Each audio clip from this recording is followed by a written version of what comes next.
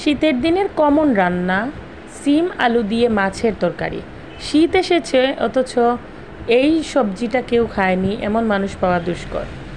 তো আমার সবচেয়ে পছন্দের একটা খাবার সিম আলু দিয়ে রুই মাছের তরকারি। হ্যালো এভরিওয়ান, আসসালামু আলাইকুম। ইজি রেসিপি বাই মাম্মি চ্যানেলে সবাইকে স্বাগতম।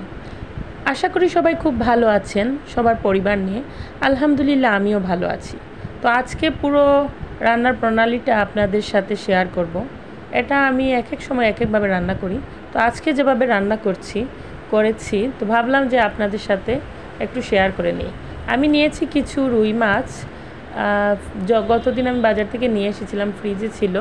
তো বড় বড় কয়েকটা পিস নিয়েছি রুই মাছের। আর এদিকে আমি সরিষার তেল গরম করে নিয়েছি। এখানে দিলাম রসুন কুচি 1 চা চামচ, পেঁয়াজ কুচি হাফ কাপ, আর কাঁচামরিচ 3-4টা ফালি করে দিয়েছি। এখন এগুলোকে কিছুক্ষণ তেলের মধ্যে ভেজে নেব। সাথে স্বাদ মতো লবণ দিয়ে দিব। লবণ পরেও চেক করা যাবে, এখন আমি অল্প লবণ দিয়েছি। তো এগুলোকে ভেজে নিচ্ছি। কিছুক্ষণ ভাজা ভাজা হয়ে যাওয়ার পর সামান্য পানি দিয়ে দিলাম। পানি দিয়ে কিছুক্ষণ আর একটু নাড়াচাড়া করে নেব। এখন আমি যে কেটে রাখা সবজিগুলো পরিষ্কার করে রাখা সেগুলো দিয়ে দিয়েছি। এখানে হাফ কেজির মতো সিম আছে আর সাথে 3-4টা আলু। তো এগুলো আমি কিছুক্ষণ দেওয়ার পর এর উপরে আমি হলুদ দিয়ে দিলাম আধা চা চামচ, মরিচের গুঁড়া 2 চা চামচ, লাল মরিচের গুঁড়া, আর সাথে দিব ধনিয়া গুঁড়া 2 চা চামচ। তো আমি জিরে গুঁড়া দিচ্ছি না, শুধু এই 3টা মশলা দিয়েই রান্না করব, আর এক্সট্রা কোনো কিছু দিব না। তো এখন আমি এগুলোকে ভালোভাবে মিক্স করে নিয়েছি। এখন সামান্য পানি দিয়ে সেদ্ধ হতে দেব।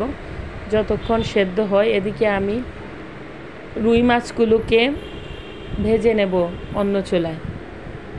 তো রুই মাছগুলো আমি সরিষার তেল দিয়ে ভেজে নিচ্ছি। সরিষার তেল কিন্তু আমাদের শরীরের জন্য খুবই ভালো।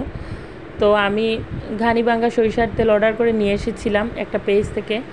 তেলগুলো ভালোই পড়েছে। এখন আমার প্রায় শেষের পথে আবার নিয়ে আসতে হবে। তো যে গ্যাস্ট্রিকের সমস্যা এটা অনেকটাই রিমুভ হয়েছে সরিষার তেল দিয়ে রান্না করার ফলে। আগে কিন্তু সয়াবিন তেল ইউজ করতাম। সয়াবিন তেল শুধু আমি এখন ভাজা পোড়ার কাজে ব্যবহার করি, আর রান্নার কাজে সব ধরনের রান্নাই আমি সরিষার তেল দিয়ে করছি ইদানিং। আমার ভালোই লাগছে। কোনো ভালো করে সরিষার তেলকে প্রথমে গরম করে নিলে আর যে একটা গন্ধ, সেই গন্ধটা থাকে না। অনেকে সরিষার তেল গন্ধর জন্য খেতে পারেন না, কিন্তু এটা ভালোভাবে গরম করে রান্না করলে কিন্তু একদমই বোঝা যায় না যে এটা সরিষার তেলের রান্না। তো আমার এদিকে সবজি কিন্তু সেদ্ধ হয়ে এসেছে। আমি একটু দেখেন কালারটা কিন্তু আসেনি। এর কারণ কি, আমি একটা টিপস বলে দিই আপনাদের। অনেক সময় দেখা যায় রান্নার কালার আসেনি, আপনি বুঝে নেবেন যে রান্নায় লবণ হয়নি। আমার কিন্তু লবণ কম হয়েছে। তো আমি একটু লবণ দিয়েছি চেক করে, সেটা স্কিপ হয়ে গিয়েছে। তো লবণ ঠিকঠাক মতো দিয়ে দেওয়ার পর আমি মাছগুলো দিয়ে দিয়েছি, সবগুলো মাছ। তো মাছ দিয়ে আমি আরও কিছুক্ষণ 5 মিনিটের মতো জাল করব। তারপর মোটামুটি রান্না কমপ্লিটই হয়ে গিয়েছে। শুধু মাছ আর লবণ আর সবজিগুলো একটু আরও 5 মিনিট জাল করার পরে দেখেন কেমন কালার এসেছে। এখন কিন্তু আমার পারফেক্ট কালারটা চলে এসেছে, কারণ লবণ ঠিকঠাক মতো হয়েছে। এখন আমি নামানোর আগে ধনে পাতাটা দিয়ে দিব। তো কেমন লাগলো আমার রান্না আমাকে কমেন্ট করে জানাবেন। আর ভালো লাগলে একটা লাইক, কমেন্ট এবং সাবস্ক্রাইব করতে ভুলবেন না। আর যদি আপনাদের পছন্দের তালিকায় সিমের তরকারিটা থাকে তো জানাবেন, কে কে কী পছন্দ করেন তাও জানাবেন। বাই, আল্লাহ হাফেজ।